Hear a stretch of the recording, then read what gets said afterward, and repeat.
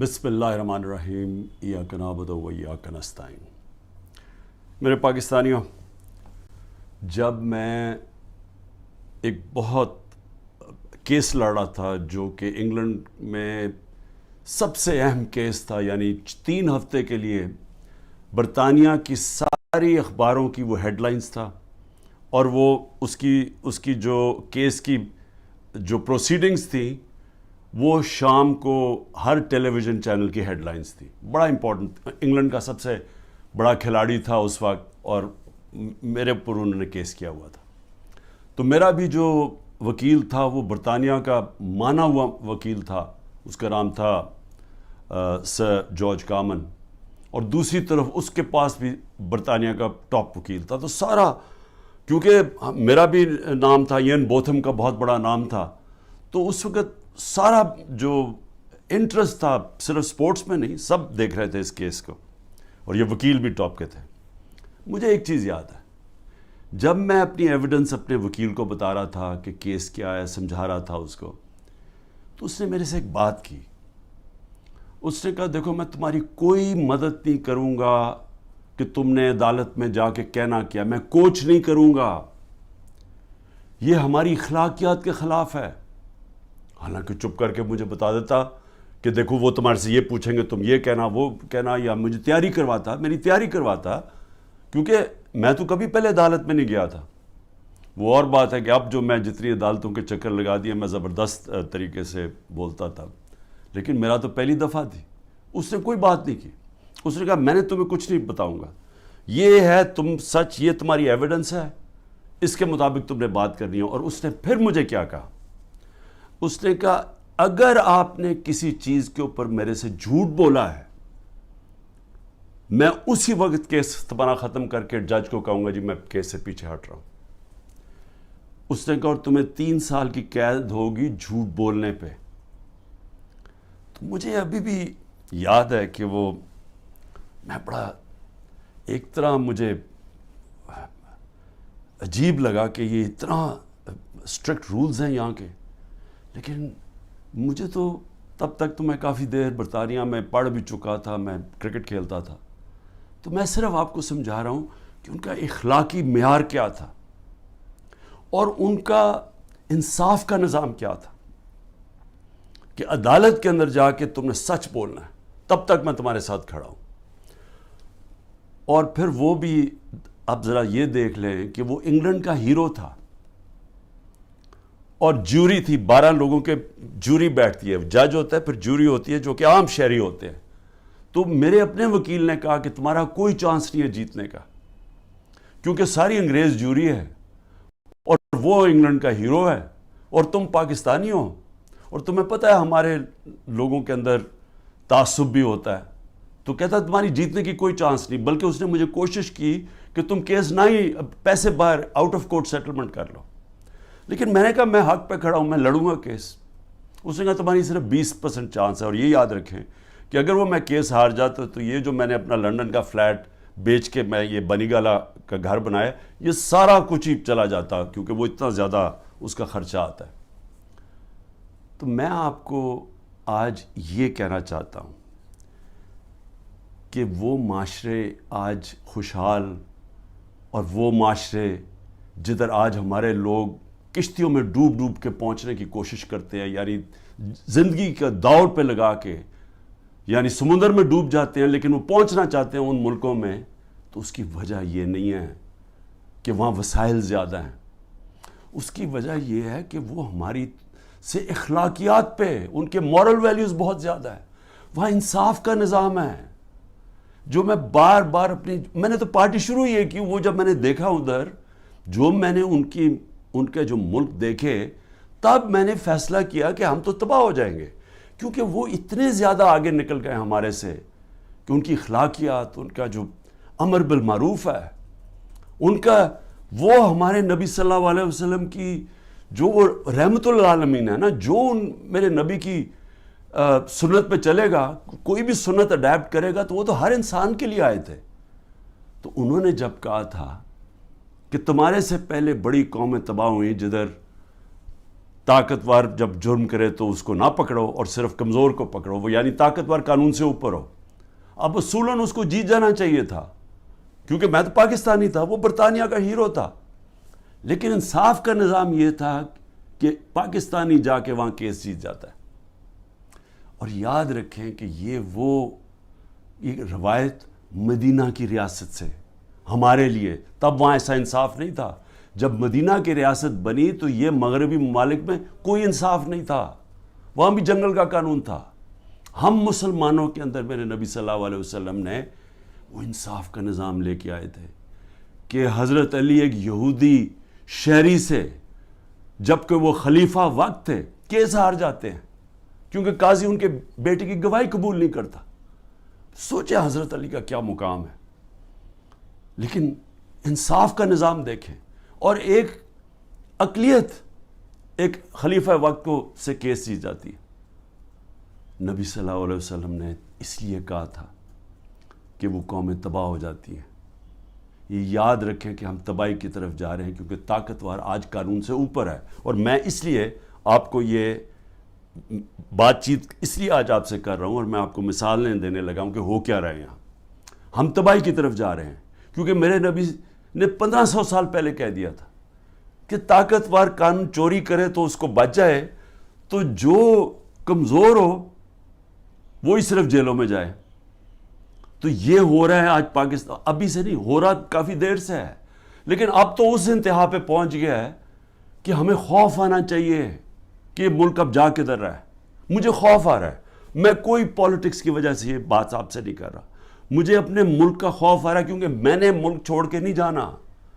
لوگ جو بھاگ جاتے ہیں ملک سے، یا جو اپنی، میرے بھی بڑا آسان ہے، اگر میں دنیا میں باہر جاؤں تو میں جا سکتا ہوں، میرے لیے تو عمران خان کے لیے دروازے کھلے ہیں، لیکن عام لوگوں کی میں آج بات کر رہا ہوں۔ آپ جب سب سن رہے ہیں، کتنے لوگ آپ باہر چلے جائیں گے؟ تو یہ تو وہ میرے نبی نے جو 1500 سال پہلے کہا، ہم تو وہ تیزی سے ادھر جا رہے ہیں، اور ہم آج جو وہاں ہو رہا ہے، خیر اس پیمانے میں تو نہیں پہنچ سکتے کہ میرے نبی نے کہا میری بیٹی نے بھی جرم کیا تو اس کو سزا ملے گی، قانون سے اوپر کوئی نہیں۔ حضرت ابو بکر نے آتے ساتھ ہی پہلی سٹیٹمنٹ، میں انصاف قائم کروں گا، طاقتور کو قانون کے نیچے لے کے آؤں۔ حضرت عمر نے اپنے بیٹے کو سزا دلوائی اس نے جب قانون توڑا۔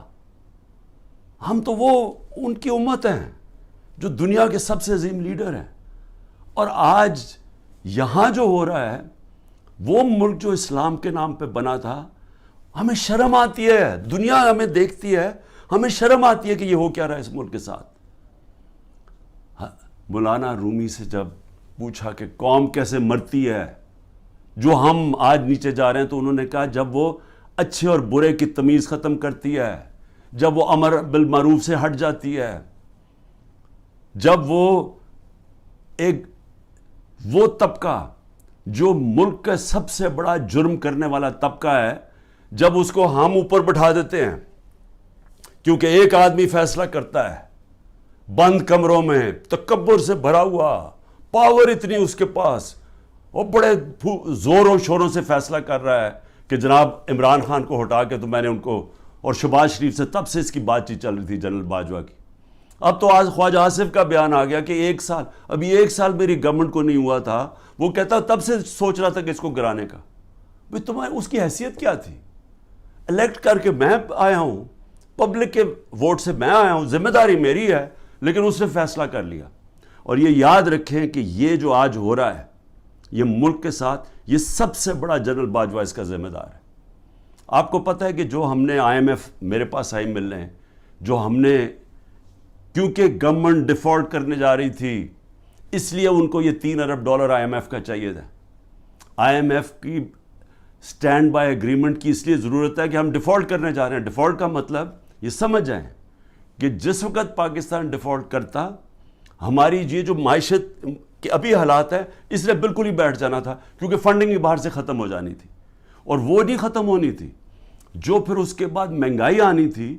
اور آج جو مہنگائی کا حال ہے، آپ تصور کریں نا کہ میں سارے تنخواہ دار طبقہ جو آج بیٹھا ہوا ہے، غریب لوگ، پینشنرز، مزدور، جو آج مہنگائی ہے، اگر ڈیفالٹ کرتا اس سے دگنی مہنگائی ہو جانی تھی، اس لیے ہم نے فیصلہ کیا، حالانکہ وہ سوچیں 10,000 لوگ ہمارے جیلوں میں ہیں، عمران خان کے اوپر 180 کیس ہو چکے ہیں، پہنچ گئے ہیں 180 تک، ہماری سینئر لیڈرشپ جیل میں ہے، لوگ انڈر گراؤنڈ میں گھر توڑ رہے ہیں، ان کے ہر قسم کا ان کی بزنسز بند کر رہے ہیں.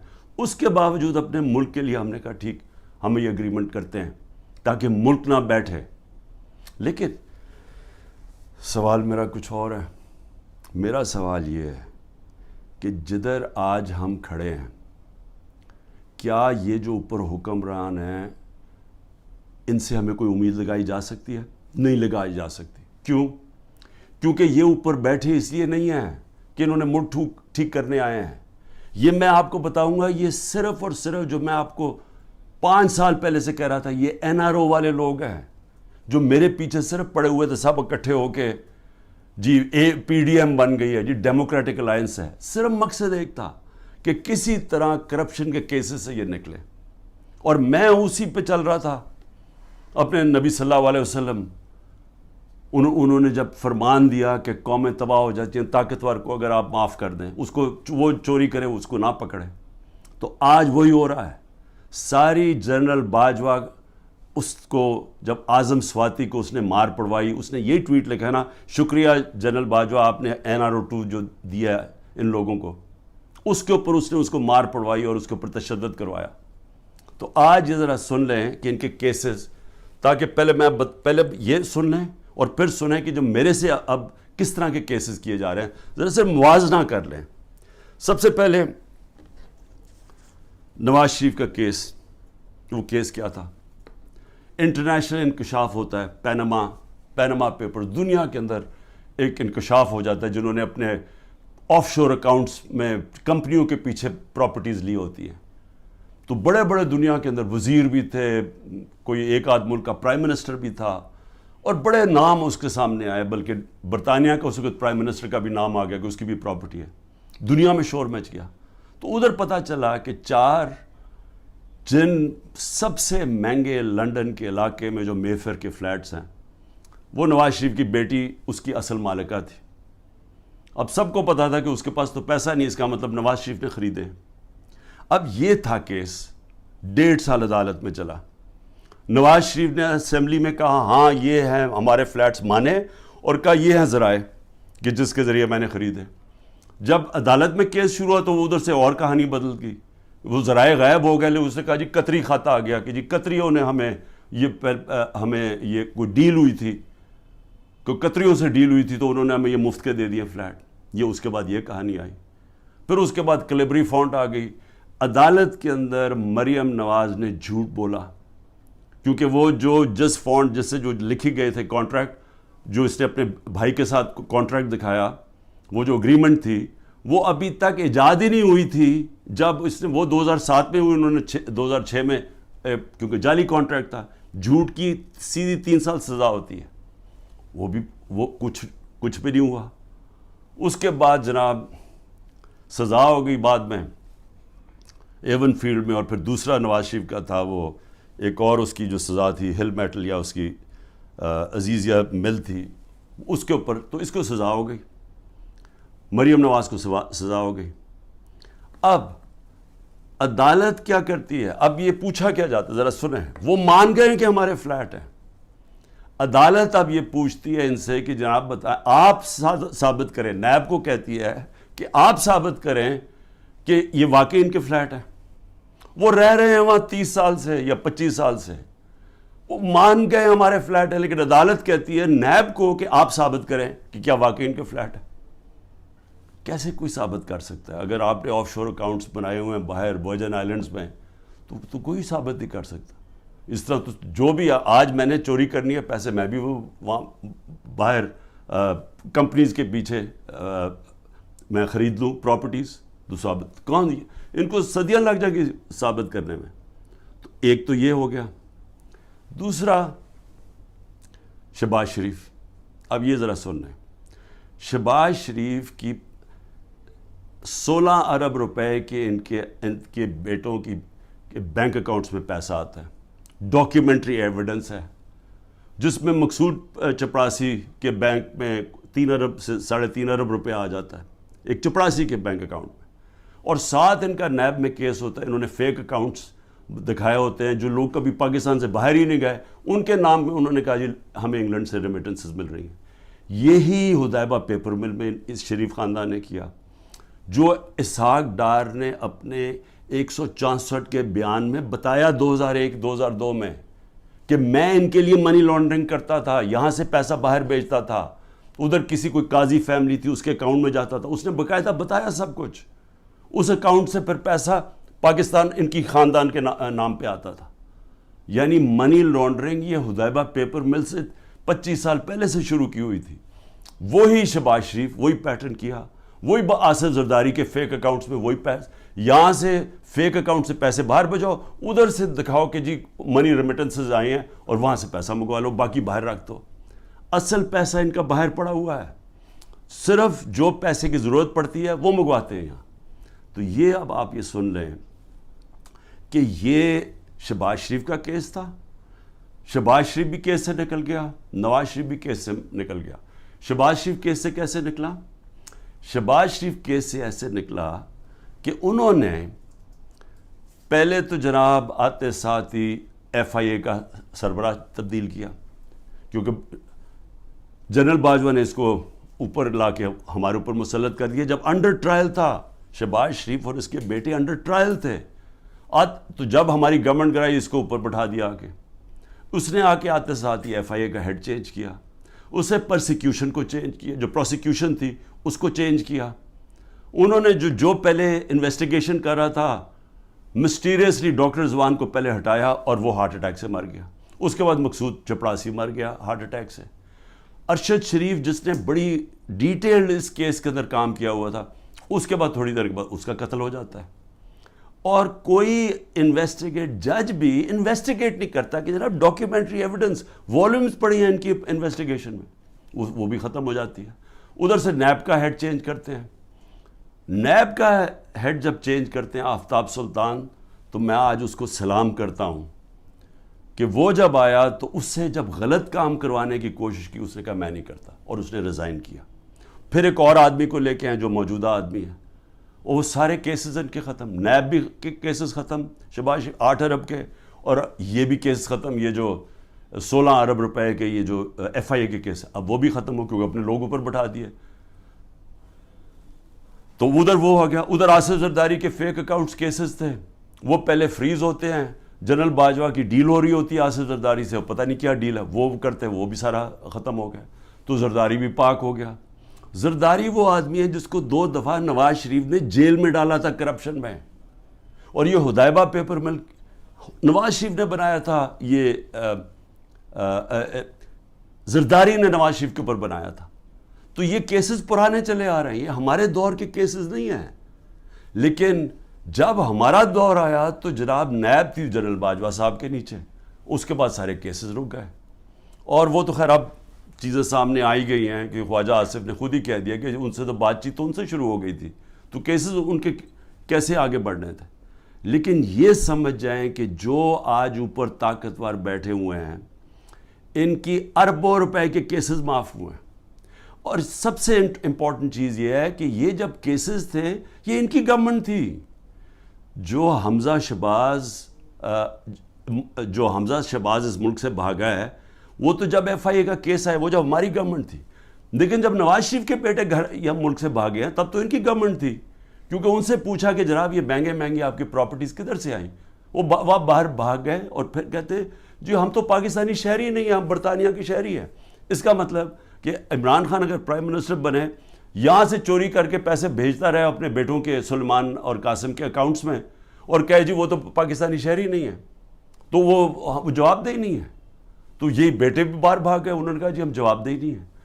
اس کے بعد دماد بھاگتا ہے شہباز شریف کا، وہ جب نیب اس کو کرپشن کیس پہ بلاتی ہے وہ باہر بھاگ جاتا ہے ان کی گورنمنٹ کے نیچے. پھر ان کا فائنانس منسٹر اسحاق ڈار ملک سے باہر بھاگتا ہے جب نیب بلا کے پوچھتے ہیں کہ جی آپ کے یہ اثاثے ہیں، یہ آپ کے آئے کدھر سے ہیں، یہ ایک دم آپ تیرے امیر کیسے ہو گئے، وہ بھی ملک سے باہر بھاگ جاتا ہے ان کے دور میں. تو میں سوال پوچھ رہا ہوں کہ میں کیوں نہیں باہر بھاگ رہا؟ ان کے اوپر تو 1-2 کیسز تھے. میرے اوپر تو 180 کیس بن چکے ہیں. تو میں کیوں نہیں ملک چھوڑ کے بھاگ رہا؟ کیونکہ انہوں نے چوری کی ہوئی تھی.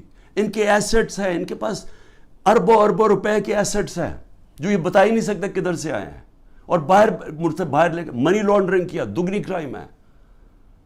اور میں اب آتا ہوں, 2 اور چیزیں میں آپ کو کہہ دوں. ہمارے 3.5 نیب کے سال میں 480 ارب روپیہ پاکستان نے نیب نے ریکور کیا چوری کا, کرپشن کا. 480 ارب روپیہ. اس سے پہلے سارے دور میں نیب نے 280 روپیہ ریکور کیا تھا. آج مجھے بتائیں کہ نیب سے کتنا پیسہ نیب نے کتنا پیسہ ریکور کیا؟ 1100 ارب روپیہ ریکور کرنا تھا. آج وہ کوئی پیسہ ریکور نہیں ہو رہا. اب نیب کا کام ہے کہ عمران خان کے اوپر کرو, یا جو ہمارے جو بھی اب مخالف ہیں ان سے پارٹی چھڑوانے کے لیے یا ان کو ڈرانے کے لیے. اب نیب کا صرف یہ کام رہ گیا. نیب جو پاکستان کے اندر, میں پھر سے کہتا ہوں, 480 ارب روپیہ ہمارے دور میں نیب نے ریکور کیا تھا, اور 1100 ارب روپیہ بچا ہوا تھا. انہوں نے قانون بدل دیے, ایک قانون بدل کے نیب کا قانون بدل دیا, اس میں بچ گئے. اور دوسرا اپنا نیب کا ہیڈ بٹھا دیا ہے, جس طرح کے باقی انویسٹیگیٹنگ ایجنسیز کے اپنے لوگ بٹھا دیے. میں اب آگے آپ کو ذرا تھوڑا سا اور, کیونکہ بڑا امپورٹنٹ آپ کے لیے سمجھنا کہ آج اس ملک کے ساتھ ہم ہو کیا رہے اور ہم جا کدھر رہے ہیں. اس میں آ جائیں کہ اب میرے اوپر کیسز ہیں. میرے اوپر انہوں نے, جس طرح میں نے کہا, 180 کیسز کیے ہوئے ہیں. لیکن میں اب ان میں ذرا آپ کو بتانے لگا ہوں کہ یہ کون سے یہ کیسز یہ 6 مختلف ٹائپ کیسز میرے اوپر کیے ہوئے ہیں.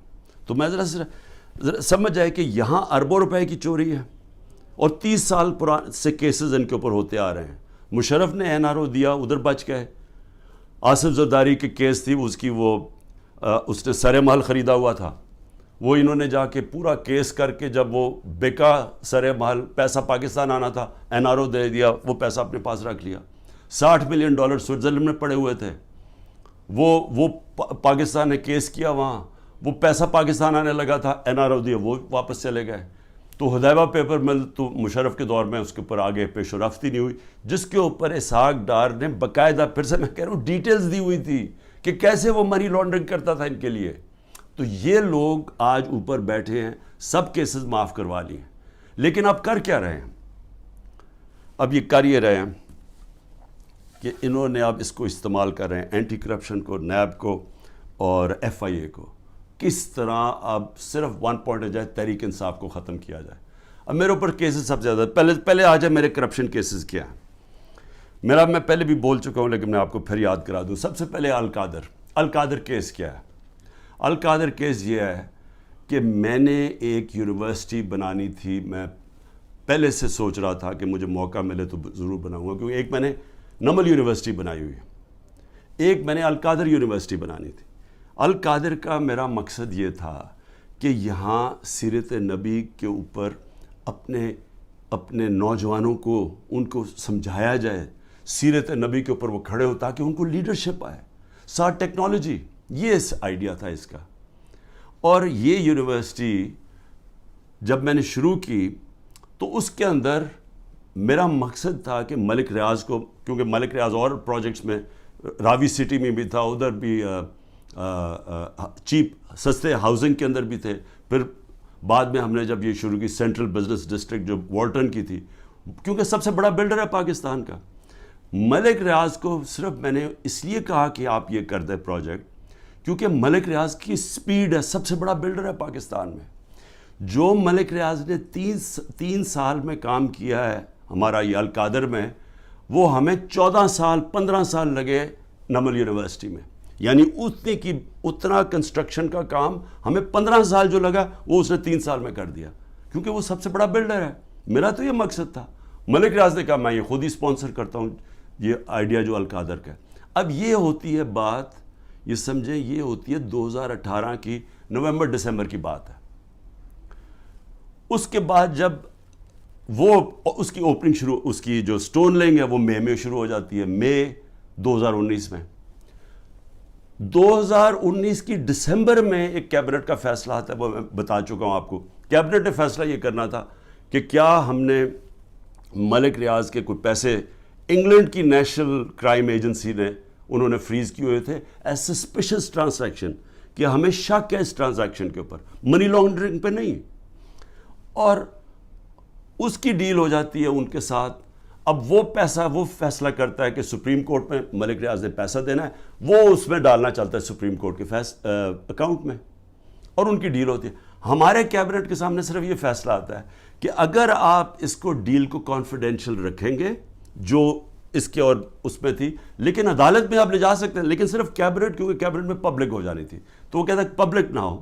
اگر آپ کانفیڈینشیل رکھیں گے تو 190 ملین پاؤنڈ پاکستان آ جائے گا سپریم کورٹ کے اکاؤنٹ میں. لیکن اگر آپ نہیں کریں گے تو آپ کو جا کے انگلینڈ میں کیس کرنا پڑے گا اور وہاں ثابت کرنا پڑے گا کہ منی لانڈرنگ ہے یا نہیں ہے. وہ سول کیس تھا.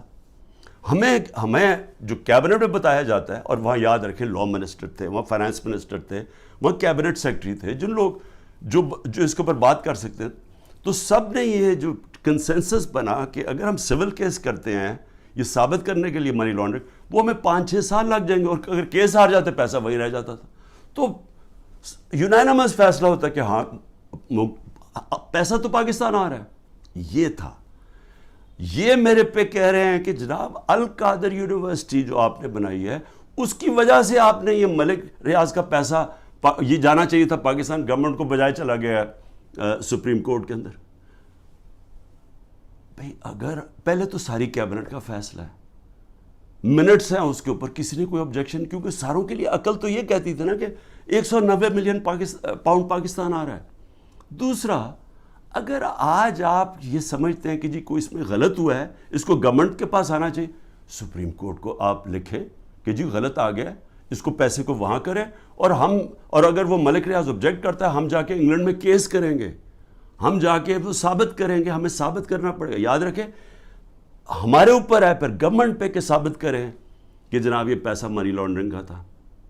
اب یہ جو بھی وکیل جانتے ہیں ان کو پتہ ہے کہ وہاں ثابت کرنا آسان نہیں ہے. بہرحال ابھی کر سکتے ہیں. تو اس میں عمران خان کا کیا فائدہ ہوا؟ پیسے پڑے ہیں سپریم کورٹ میں, دوسری طرف وہ القادر کھڑی ہوئی ہے, وہ ایک ٹرسٹ چل رہا ہے. ٹرسٹ ڈیڈ کے اندر لکھا ہوا ہے کہ کوئی بھی ٹرسٹی, یا عمران خان اور بشرا بیگم کو اس لیے بنایا کیونکہ ان کو سیرت نبی میں انٹرسٹ ہے. جب آپ ٹرسٹ بناتے ہیں لوگوں کو ان کو لے کے آتے ہیں جو کہ اپنا ٹائم دے سکیں, کیونکہ اس میں کوئی تنخواہ تو ملتی نہیں ہے, اس میں کوئی ٹی اے ڈی اے نہیں ملتا. یہ آپ مفت تب کام کرتے ہیں جب آپ کا شوق ہو کسی چیز میں. ٹرسٹ چل رہا ہے, 100% وہاں اسٹوڈنٹس مفت پڑھ رہے ہیں. ٹرسٹ ہے, زمین ہے ساری ٹرسٹ کے نام پہ. اگر خدا نہ خواستہ یہ ٹرسٹ نہیں چلے گا, وہ واپس چلی جائے گی جس نے ڈونیشن دی ہے. میرا اس میں یا مجھے اس کا کیا فائدہ ہے؟ اس کو کہہ رہے ہیں کرپشن. اور دوسرا کرپشن سننے ذرا کیا ہے, توشہ خانہ. 70 سال سے پاکستان کا قانون کیا ہے؟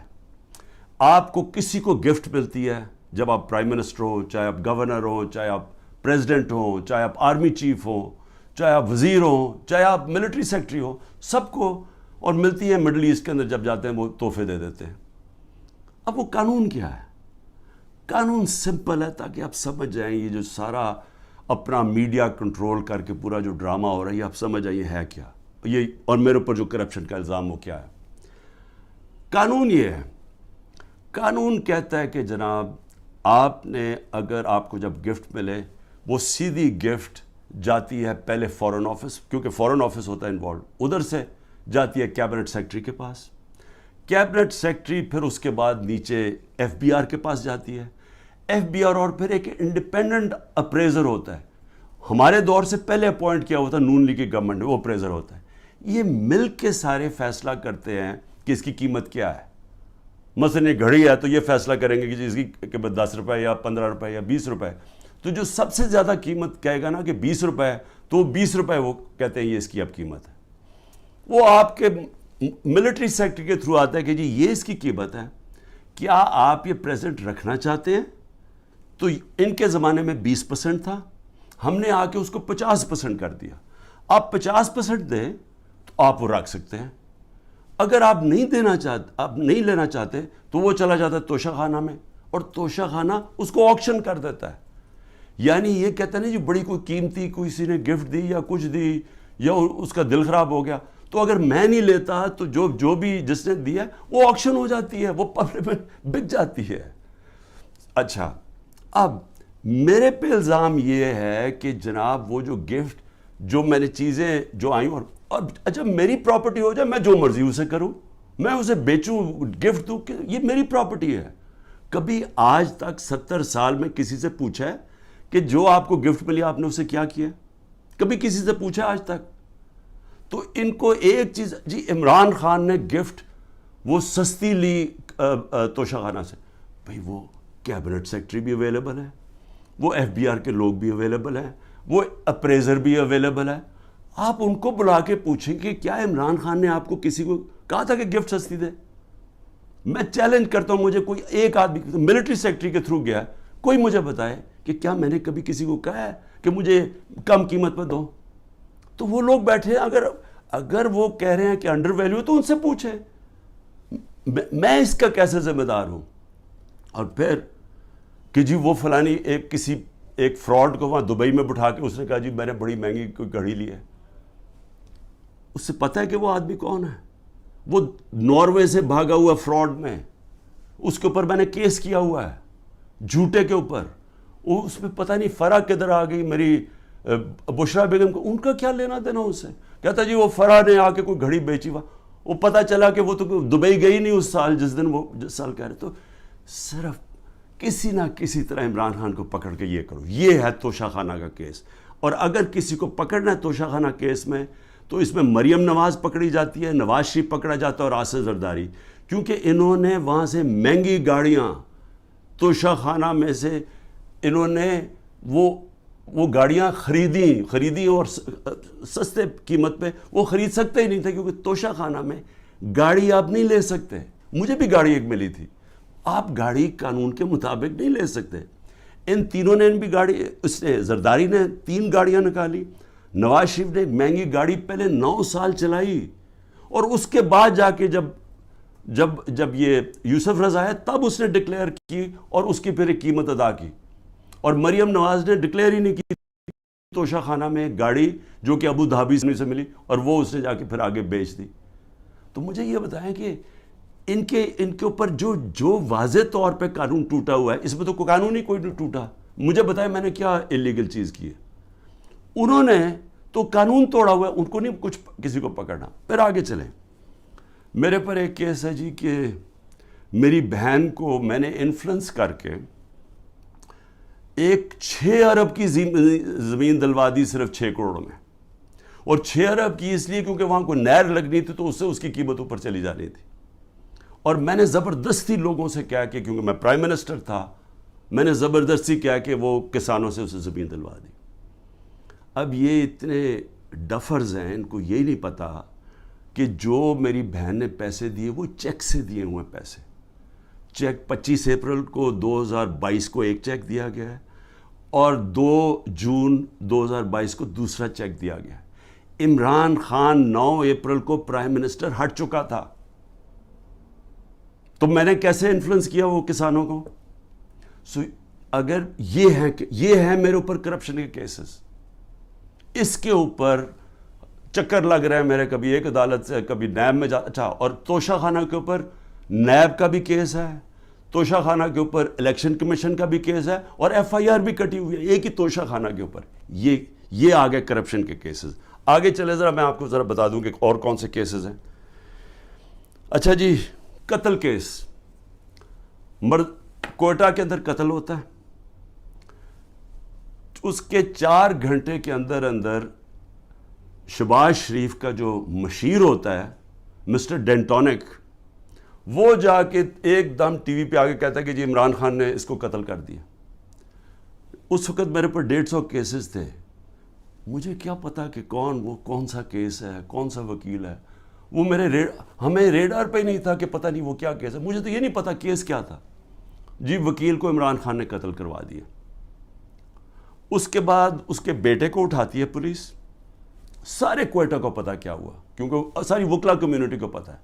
اس کو 12 گھنٹے پولیس رکھتی ہے, سافٹ ویئر اپڈیٹ ہوتا ہے, اور اس کے بعد وہ ایف آئی آر میں عمران خان کا نام لے دیتا ہے کہ عمران خان نے قتل کیا. اس کے اگلے دن اس کی بیوی سٹیٹمنٹ, اس کی ویڈیو ریکارڈنگ سٹیٹمنٹ ہے کہ یہ میرے خاندان نے, رشتہ داروں نے اس کا قتل کیا ہے. اس سے پہلے ایک باقاعدہ ڈیمونسٹریشن ہوتی ہے اس وکیل کے خلاف کہ اس نے ہمارا قتل کروایا ہے. عدالت کو وہی وکیل جا کے کہتا ہے کہ میرے کیسز سے بھی میں نہ لگاؤ, یہاں لگاؤ کیونکہ ہماری دشمنیاں ہیں. اس کا قتل میرے پہ ڈال کے اور ایف آئی آر کٹ جاتی ہے 302 کی, اور کہتے ہیں جی آپ کوٹا جا کے اپیئر کریں. اور پھر اس سے پہلے ضلع شاہ کا جب 8 مارچ کو قتل ہوتا ہے پولیس کسٹڈی میں, میرے اوپر پھر قتل کا کیس ڈال دیتے ہیں. میں گھر میں بیٹھا ہوا ہوں, مجھے پتہ ہی نہیں کیا ہو رہا, کیونکہ یہاں ٹیئر گیسنگ چل رہی تھی اس دن, کیونکہ ہم اپنی ریلی نکالنے لگے, پتہ چلا جناب ایک دم 144 پولیس نے لگا کے تو ریلی روک دی ہے. تو میں اندر بیٹھا ہوں, میرے اوپر 302 کا قتل کا کیس ہو جاتا ہے. 3 دن کے بعد جب ضلع شاہ کا پوسٹ مارٹم ہوتا ہے اور پتہ چلتا ہے کہ 26 جگہ اس کے اوپر تشدد کر کے اس کو قتل کیا. اب اس کے بعد پولیس پھنس جاتی ہے. پھر کیا کرتی ہے, نہیں جی وہ ایکسیڈنٹ ہوا ہے, اور ایکسیڈنٹ میں بھی پھر مجھے بات ہے کہ جی میں نے کوئی انفارمیشن نہیں دی, ایک اور ایف آئی آر کٹ جاتی ہے. تو میں آپ کو صرف یہ بتا رہا ہوں کہ یہ جو قتل کرنے کا کیس ہے, یہ یاد رکھیں کہ یہ پہلے سے یہ جو اوپر بیٹھے ہوئے ہیں یہ پرانے گاہک ہیں, یہ لوگوں کو قتل کروانے کے یہ ہیں, یہ شہباز شریف خاص طور پہ, اور یہ جو لوگوں کے اوپر جھوٹے کیسز کرنے کے یہ ماسٹر ہیں اس کے. میں اب بات کر رہا ہوں یہ جب 97 سے 99 تک یہ شہباز شریف جب چیف منسٹر تھا اور بھائی صاحب اوپر پرائم منسٹر تھے, ذرا یہ چھوٹی سی ایک عابد باکسر نے اس کے اوپر کہا ہوا ہے ڈاکیومنٹری, وہ سنیں. میں سچو سبزہ زار تھا اس وقت, مجھے ایک سینئر افسر نے بلایا اور کلیئر یہ کہا کہ چیف منسٹر پنجاب شہباز شریف صاحب یہ 5 بندے سبزہ زار میں مروانا چاہتے ہیں. میں نے انکار کیا. میرے انکار کے بعد یہ ڈیوٹی انہوں نے اپنے لیفٹ ہینڈ, رائٹ ہینڈ نہیں لیفٹ ہینڈ عمر ورک کی لگائی, اور وہ عمر ورک نے 5 سبزہ زار میں بندے وہ قتل کیے. اس سے پہلے میں آپ کو بتا دوں کہ گارڈین کے اندر ایک آرٹیکل چھپتا ہے, یہ جب 97 سے 99 تک تھا شہباز شریف. آرٹیکل کیا ہے, اس میں کہتا ہے 850 ایکسٹرا جوڈیشل کلنگ پولیس مقابلے میں لوگوں کو مروایا جاتا ہے جب شہباز شریف چیف منسٹر تھا. اور اس کے اندر وہ ایمنسٹی انٹرنیشنل کنفرم کرتی ہے کہ یہ بالکل ٹھیک ہے کہ پولیس انکاؤنٹر کے ذریعے شہباز شریف نے اس کے دور میں لوگ مروائے گئے. اب ذرا یہ سنیں کہ عابد باکسر کیا کہتا ہے. پنجاب میں جعلی مقابلوں کے لیے پولیس انسپیکٹرز کو کیسے مجبور کیا جاتا ہے. انکاؤنٹر اسپیشلسٹ عابد باکسر کی نئے ویڈیو میں سنسنی خیز انکشافات. مجھے حراست میں لے کر جھوٹے مقدمات میں نامزد کیا گیا, یہ ان کی جانب سے کہا گیا.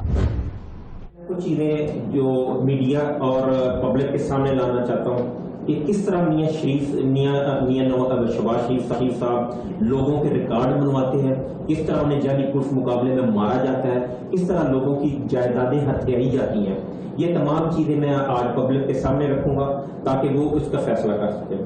میں 99 میں بطور S H O factory area تعینات تھا. میرے ماموں ایک رقبہ باغ بچہ کی ملکیت کے دعویدار تھے.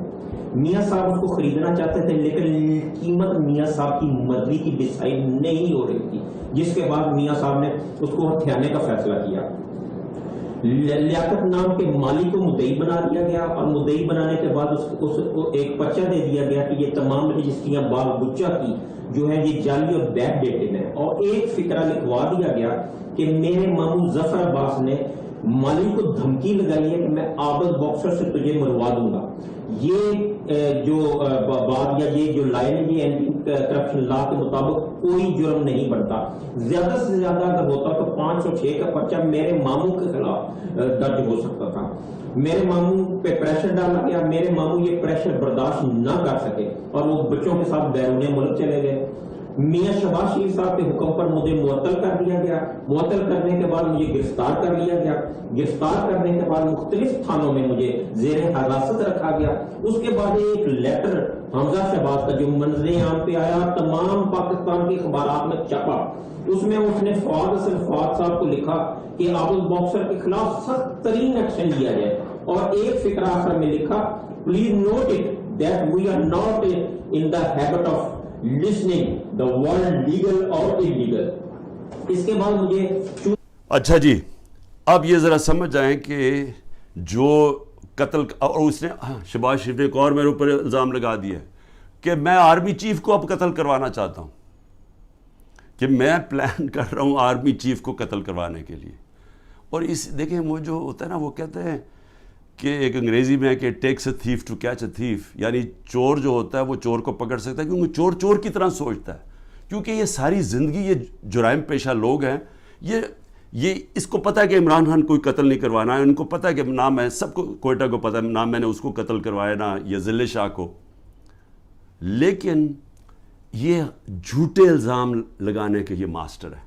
اچھا یہ قتل یہ ہو گیا, جب مرڈر کیسز, یہ میرے پاس ایک ایف آئی آر ادھر کی کٹی ہوئی ہے اور ایک انہوں نے ذل شاہ کے اوپر اور چینج کر کے کٹوا دیے. پھر آ جائے جی دہشت گردی. زیادہ تر اب میرے پر کیس دہشت گردی کی عدالتوں میں. اب وہ دہشت گردی کے کیسز کیسے ہیں؟ 9 مئی سے پہلے کیسز ہیں. وہ کیسز کیا ہے جناب؟ میں کوئی ڈیمونسٹریشن ہو رہی ہے, کوئی مظاہرہ ہو رہا ہے پی ٹی آئی کا, کوئی مظاہرہ میں کوئی انسیڈنٹ ہوتا ہے, جناب عمران خان کے اوپر دہشت گردی کا کیس.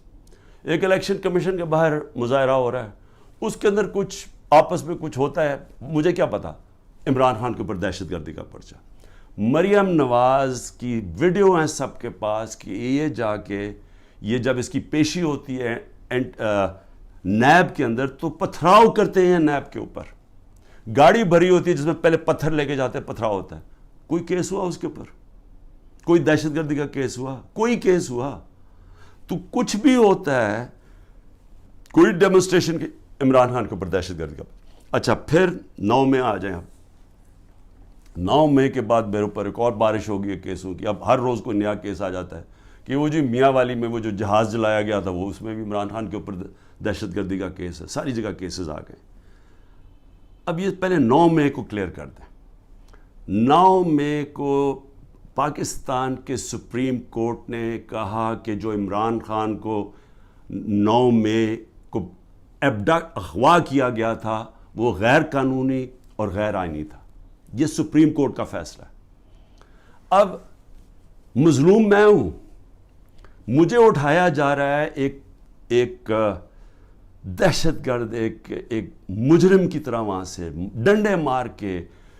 رینجرز نہیں کمانڈوز تھے, کیونکہ جو میرے 4-5 کمانڈوز تھے ان کو وہ تو ایک دم پہچان گئے کمانڈوز تھے. کمانڈو ایکشن میں جو مجھے وہاں سے اٹھایا گیا, میں سوال یہ پوچھتا ہوں کہ کس پاکستان کے پولیٹیکل لیڈر کو اس طرح کی اس کو ذلیل کیا گیا؟ لوگوں کو مارا گیا, وہاں کے سٹاف کو مارا گیا, جو وہاں سٹاف بیٹھا ہوا تھا رجسٹری آفس کا, ہائی کورٹ کا سٹاف, وکیلوں کو مارا گیا, ڈنڈے مارے گئے. وہ بیچارے 4-5 گارڈ تھے اتنے زیادہ, انہوں نے ان کو مارا, میرے لگا ڈنڈا, جس طرح مجھے پکڑ کے لے کے گئے. اب سب سے پہلے تو یہ یاد رکھیں کہ یہ غیر آئینی اور غیر قانونی تھا, ذلیل کیا مجھے. اس کے اوپر جو ری ایکشن آیا وہ آنا تھا. سب سے بڑی پارٹی ہے پاکستان کی, تو کیا لوگوں کو جو دیکھ رہے تھے, اور صرف ری ایکشن یہاں نہیں آیا, جدھر پاکستانی انٹرنیشنل تھا وہاں ساری جگہ ری ایکشن آیا. ری ایکشن آنا تھا کیونکہ لوگ مجھے 50 سال سے جانتے ہیں, تو جو لوگوں نے دیکھا اپنی آنکھوں کے ساتھ اس کے اوپر ری ایکٹ ہی کرنا تھا. تو مظلوم یعنی ظلم میرے پہ ہوتا ہے, میرے لوگوں بالکل ان کی جائز ہوتی ہے کہ وہ آ کے پرامن احتجاج کریں, کیونکہ قانون اجازت دیتا ہے. ایک ناانصافی ہوتی ہے, اس کے اوپر پرامن احتجاج کرتے ہیں. اور صرف پاکستان, پھر سے میں کہتا ہوں, اب انٹرنیشنل جو ہوتا ہے, کیا وہاں بھی وہ غلط لوگ نکلے تھے؟ اس سب کو ایک بس جناب فوج کے خلاف کچھ ہو گیا, شہداء کے خلاف کچھ ہو گیا, اس کو اس مد میں ڈال کے کہ وہ بات نہیں کرتا کہ وہاں گولیاں چلائیں گئی. نہتے لوگوں کو مارا گیا. 25 لوگ کم از کم انہوں نے مارے ہیں, کیونکہ ہمیں پوری طرح پتہ نہیں ہے. جو پولیس نے 25 لوگوں کو گولی قتل کیا, شہید کیا میں کہتا ہوں, کیونکہ پرامن احتجاج حق کے لیے, ناانصافی کے خلاف کھڑا ہونا تو ہمارا حق ہے. اس کے اوپر لوگوں کو قتل کیا گیا, اور وہ شہید ہیں. جو انصاف کے لیے کھڑا ہوتا ہے اس کو شہید کہتے ہیں. 16 کے پاس ہماری ایڈریسز ہیں. جو ان کے رشتہ دار ہیں ان کے اوپر چڑھائی کر دی. وہ بیچارے ڈرے ہوئے بیٹھے ہیں, مشکل سے نام دے رہے ہیں. جو باقی 8-9 ہیں وہ ہمیں بتا ہی نہیں رہے, کیونکہ وہ ڈرے ہوئے انڈر گراؤنڈ چلے گئے ہیں. اس طرح انہوں نے, جس طرح ضلع شاہ کے گھر ساری پہنچ گئی تھی ان کی ساری پنجاب کے آئی جی اور سارے, اور اسے جب اس کی جب باڈی تھی تو اس کو کہا جی یہ ایکسیڈنٹ ہوا, زمین پہ پڑا, یہ ملا ہے سائٹ پہ. جو سارے باڈی کے اوپر جو پوسٹ مارٹم میں تشدد کے, کیونکہ کبھی ایکسیڈنٹ میں بھی تشدد ہوتا ہے, تو ساری پولیس پہنچ گئی اور وہ بیچارے پیچھے سہم گئے. اسی طرح سارے جو ان کے رشتہ دار ہیں جو ہوا ہے وہ سارے سہم گئے. 9 کا ہمیں پتہ نہیں چل رہا, اور 16 جو ہیں ان کو وہ دے نہیں رہے, ان کو رپورٹ نہیں دے رہے, ان کا پوسٹ مارٹم نہیں کر رہے. تو پہلے تو ان کو قتل کیا, شہید کیا, اس کے بعد انہی کے اوپر دباؤ ڈال دیا. جو مظلوم ہے انہی کے اوپر ڈال دیا, کیسز بھی ان کے اوپر کر دیے. اس کے علاوہ جو ٹوٹل گولیاں لگی ہیں وہ 100 سے 200 گولیاں لگی ہیں. جو ہاسپٹل میں پڑے ہوئے تھے ان کو اٹھا کے جیلوں میں لے گئے, جن کو گولیاں لگی تھی. 3 کی ٹانگیں کٹ گئیں, 1 پیرالائز ہو گیا جو پیچھے گولی لگی. لیکن صرف وہ بلڈنگز کو آگ لگا دی. بھئی ہم سارے مذمت کرتے ہیں. وہ ججمنٹ میں دیکھ لیں چیف جسٹس کی, کہ مجھے تو پتہ ہی کچھ نہیں تھا. میں تو جب چیف جسٹس کے وہاں سامنے ہوا, انہوں نے بتایا کہ جی, میں نے کہا میں سخت مذمت کرتا ہوں. 27 سال سے میں نے لوگوں کو کہا ہوا ہے کہ قانون کے بیچ میں رہ کے ہم نے ہمیشہ, اور رہے ہیں قانون کے بیچ میں, ہمیشہ احتجاج ہم نے قانون کے بیچ میں کیا. ہم نے جب 126 دن کا دھرنا دیا, مجھے بتائیں پاکستان کی تاریخ کا سب سے بڑا وہ ہمارا پروٹیسٹ تھا. کیا ہوا, کیا لڑائی, کوئی لڑائی ہوئی, کوئی لوگوں کو مارا داڑا, ساری دنیا آتی تھی پروٹیسٹ کر کے چلی جاتی تھی. میں نے کوئی 70 جلسے کیے پاور سے نکلنے کے لیے. تاریخ میں سب سے بڑے جلسے ہوئے ہیں. کوئی بتائیں کوئی کسی قسم کا انتشار ہوا. مجھے گولیاں لگیں تو کوئی بلڈنگ جلائی گئی. تو یہ جو ہوا ہے, ہم بار بار کہہ رہے ہیں کہ جی اس کی انڈیپینڈنٹ انویسٹیگیشن کروائیں. ہر چیز کی ہمیشہ انڈیپینڈنٹ انویسٹیگیشن ہوتی. ہمارا کچھ سن ہی نہیں رہا. ہمارے پاس جو ایویڈنس ہے کہ یہ لوگ اندر گھسائے ہوئے تھے جنہوں نے جا کے یہ جو جلائی ہیں, میں چیلنج کرتا ہوں کہ یہ جو ہوا ہے کور کمانڈر کا گھر, اس کے اوپر صحیح انویسٹیگیشن ہو, آپ کو پتہ چلے گا کہ پیچھے کتنی بڑی سازش ہوئی ہے. یہ سب سے پہلے تو پنجاب پولیس, آئی جی پولیس سے پوچھے. جب کیپٹل ہل کے اندر واشنگٹن میں جب ٹرمپ کے سپورٹرز چڑھ گئے, سب سے پہلے انہوں نے پولیس چیف کو خارج کروایا, اس سے فارغ کیا. تو اس سے کیوں نہیں کوئی پوچھ رہا؟ اوپر سے یہ کہہ رہے جی عمران خان ملٹری کورٹ میں, یہ عمران خان اس میں ملوث تھا. تو انہوں نے تو پہلے سے ہی پلان بنایا ہوا تھا کہ اس کو استعمال کر رہے ہیں ایک پوری جماعت کو, جو سب سے بڑی جماعت کو ختم کرنے کے لیے. اور یہ پوری کوشش کر رہے ہیں کہ جو لوگوں کو جیلوں میں ڈالا, جو کر رہے ہیں لوگوں سے. یعنی میں کبھی نہیں سمجھتا تھا کہ یہ ملک اتنا نیچے چلا جائے گا, کہ ہماری اخلاقیات اتنی گر جائیں گی. نبی صلی اللہ علیہ وسلم جب جنگ بھی جانے سے پہلے کہتے تھے, نہ تم نے عورتوں کو, مخالف دشمنوں کی, نہ عورتوں کو, نہ بچوں کو, نہ بوڑھوں کو, نہ درخت کاٹتے ہیں. یعنی اتنا دشمنوں کے خلاف تھا. جو ہمارے ساتھ ہو رہا ہے, اور نہ عورتیں دیکھتے ہیں, نہ بچے دیکھتے ہیں, نہ ان کی بزنسز دیکھتے ہیں. جس طرح کا ان کے رشتہ دار, ان کے جاننے والے سب کے اوپر پہنچ جاتے ہیں. یعنی ایسی کبھی میں نے اس طرح کا ظلم نہیں دیکھا جو ہمارے خلاف اس وقت ہو رہا ہے. اور آڑ کس کی لے رہے ہیں؟ جناب بہت بڑا ظلم کر دیا ہم نے 9 مئی کو.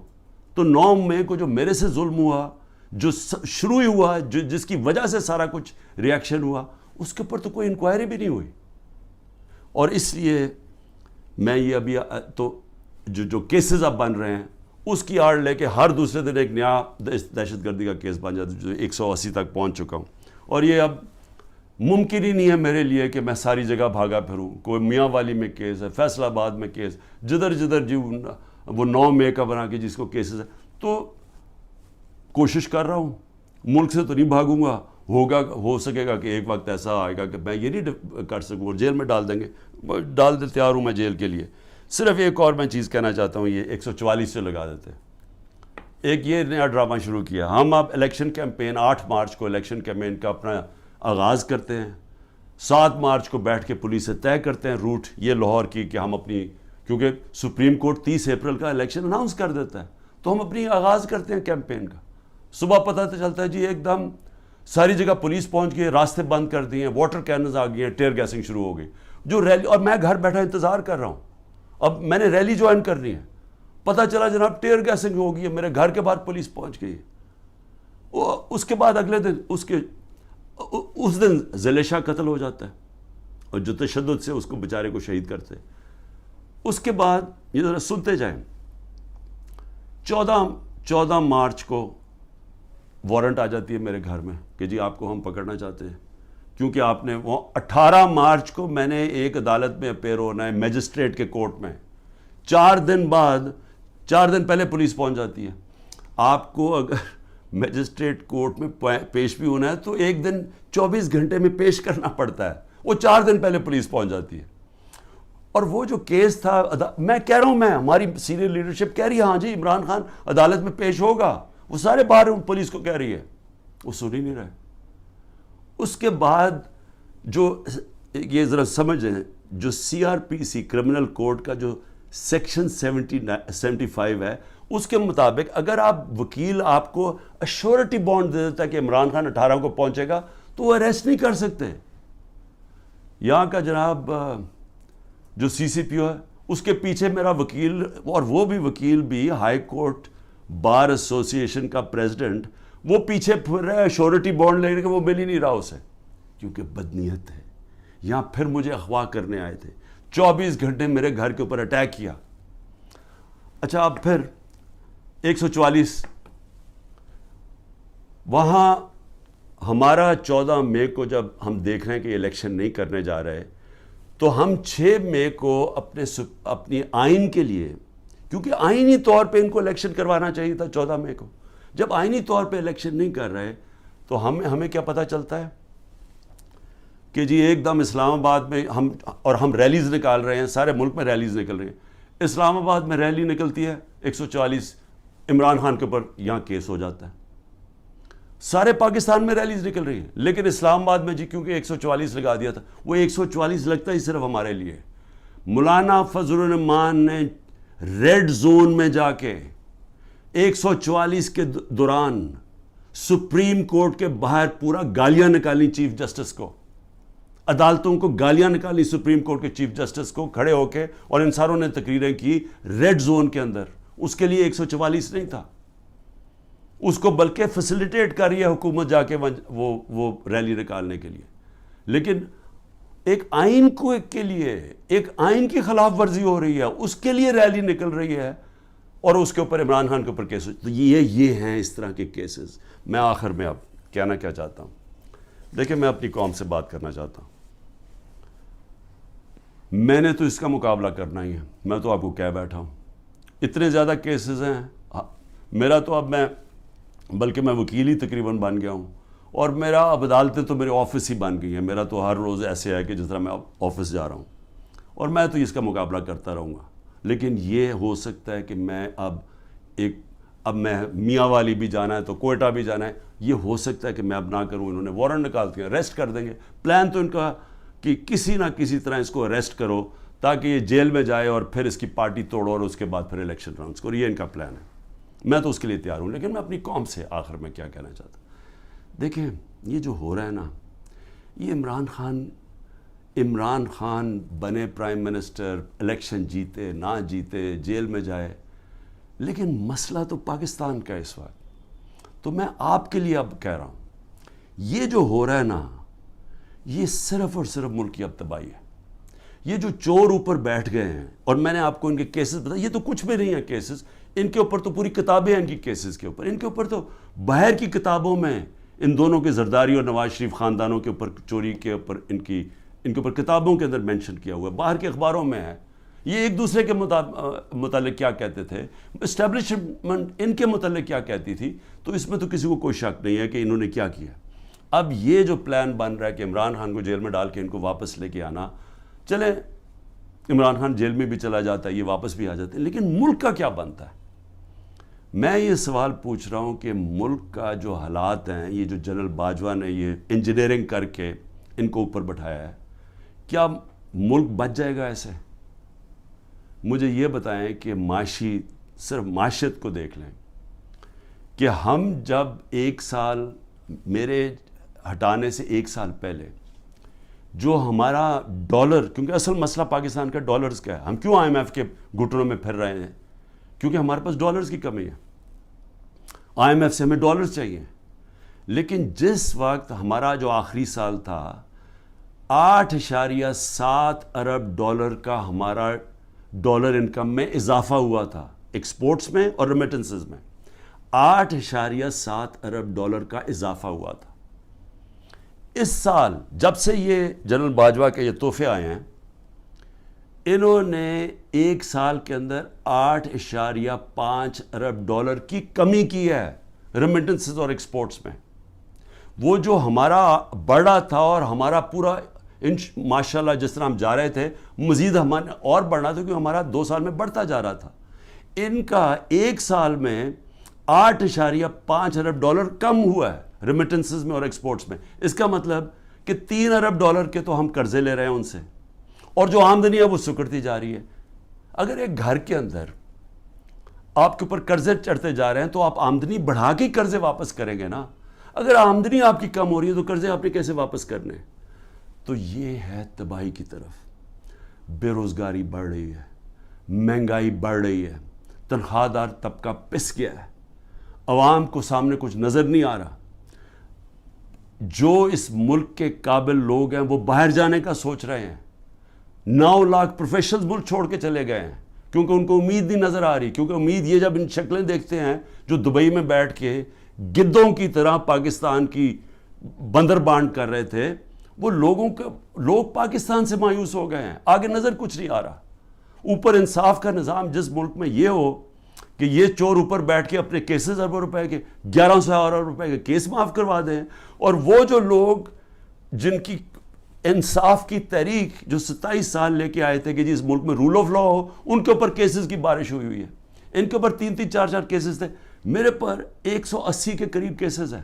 کبھی ہوا ہے دنیا میں کسی ملک میں ایسے کبھی ہوا ہے؟ لیکن یہ ہو اس لیے رہا ہے کہ یہاں مجرم اوپر بیٹھ گئے ہیں. اور میں قوم کو آج کہہ رہا ہوں, میں سارے وہ لوگ جو کہ یہ غلط کام کر رہے ہیں ان چوروں کے لیے, دیکھیں اللہ نے کیوں کہا تھا کہ رزق میرے ہاتھ میں ہے؟ اس نے اس لیے کہا تھا کہ کوئی اپنی رزق بچانے کے لیے, تنخواہ بچانے کے لیے, نوکری بچانے کے لیے آپ کوئی غلط کام نہ کریں. آپ کے اوپر اللہ نے لازم کیا ہوا ہے کہ آپ قانون کے مطابق چلیں. برطانیہ میں کسی پولیس والے کی جرت, کسی اوپر آفیسر کی جرت نہ ہو کہ نیچے پولیس والے کو کہا کہ غلط کام کرو, کسی کے گھر کے توڑ کے اندر چلے جاؤ, وہاں اس کا گھر لوٹ لو, ان کی بزنسز بند کر دو. جرت نہ ہو, پولیس چیف کی جرت نہ ہو, کیونکہ اسے پتا ہوگا کہ قانون میں وہ نیچے کھڑا ہوگا کہے گا میں یہ نہیں کرتا, یہ قانون مجھے اجازت نہیں دیتا. وہاں کا اس لیے وہ کامیاب ہے ملک, اس لیے ہمارے لوگ بیچارے سمندروں میں ڈوبنے کی رسک لیتے ہوتے پہنچنے کی کوشش کرتے ہیں, کیونکہ وہاں انصاف ہے. وہاں کسی کو غلط کام کرنے کے لیے آپ حکم نہیں دے سکتے, کیونکہ قانون ہے, انصاف ہے, رائٹس ہیں لوگوں کے, ان کے فنڈامنٹل رائٹس کی ان کی عدالتیں ان کی حفاظت کرتی ہیں. یہاں پکڑ کے جس کو مرضی اٹھا کے اندر جیلوں میں ڈال دو, جس کو مرضی تشدد کرو. جو تشدد کی کہانیاں ہیں اتنی خوفناک ہیں جو یہ اس وقت لوگوں کے اوپر ہو رہی ہیں, پکڑ چن کے لوگوں کو اوپر تشدد کر رہے ہیں. انٹرنیشنل لا کے اگینسٹ ہے یہ. تو جو لوگ یہ سارے لگے ہوئے ہیں, نیب میں بیٹھے ہیں, FIA میں بیٹھے ہیں, پولیس میں بیٹھے ہیں, جو تنخواہ دار لوگ ہیں, میں ساروں کو آج کہہ رہا ہوں کہ دیکھیں آپ اللہ کو جواب دیں. آپ یہ جو چیزیں کر رہے ہیں, آپ اپنے ملک کی تباہی کے راستے پہ ملک کو لے کے جا رہے ہیں, اور آپ اپنی آخرت بھی تباہ کر رہے ہیں. آپ کو کوئی ضرورت نہیں ہے, جب رزق اللہ نے کہا میرے ہاتھ میں ہے, آپ کو غلط کام کرنا اور گناہ کرنا کی یہ نہ کہنا اوپر والے کو کہیں گے کہ نہیں جی میں تو کیا کرتا مجھے اوپر سے غلط آرڈر آیا ہے. آپ کا رائٹ ہے کہ غلط آرڈرز آپ نہ مانیں. یہ آپ کو قانون اجازت دیتا ہے, جو کہ کسی بھی مغربی جمہوریت کے اندر کسی کی جرت نہیں ہے, کسی آفیسر کی جرت نہیں ہے کسی نچلے والے سے غلط کام کروایا جائے. یہ میں صرف آخر میں اس لیے کہہ رہا ہوں کہ اللہ نے امر بالمعروف کا ہمیں حکم دیا ہوا ہے کہ اچھائی کے ساتھ کھڑے ہو, برائی کے خلاف جہاد کرو. وہ معاشرے کا بنیاد بنتی ہے, اور عدل اور انصاف اور امر بالمعروف پہ معاشرہ کھڑا ہوتا ہے. جو وہ معاشرہ اوپر جاتا ہے جو مدینہ کی ریاست میں ہوا تھا, اور اس کے جب آپ خلاف جائیں گے تو وہ آپ اپنے پھر تباہی کا راستہ اختیار کر لیتے ہیں, جو مجھے افسوس سے کہنا پڑتا ہے.